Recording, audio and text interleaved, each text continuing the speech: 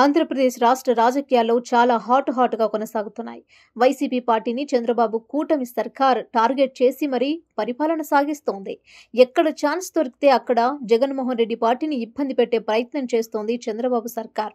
అయితే ఇలాంటి నేపథ్యంలోనే వైఎస్ జగన్మోహన్ రెడ్డి భద్రత విషయంలో నారా చంద్రబాబు నాయుడుకు హైకోర్టులో చుక్కెదురైంది. ఇటీవల తన భద్రత తగ్గించడంపై జగన్మోహన్ రెడ్డి హైకోర్టును ఆశ్రయించారు. అయితే వైఎస్ జగన్మోహన్ రెడ్డి వేసిన పిటిషన్పై ఇవాళ విచారణ జరిగింది. భద్రత కుదింపుపై హైకోర్టును ఆశ్రయించిన జగన్ తరఫున లాయర్ తన వాదనలు వినిపించారు.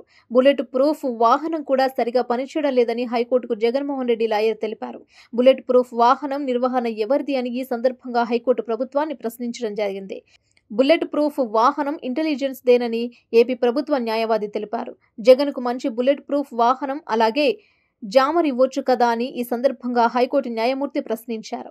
వేరే బుల్లెట్ ప్రూఫ్ వాహనం ఉందో లేదో తెలుసుకొని మరి చెబుతామని ఏజీ వెల్లడించడం జరిగింది.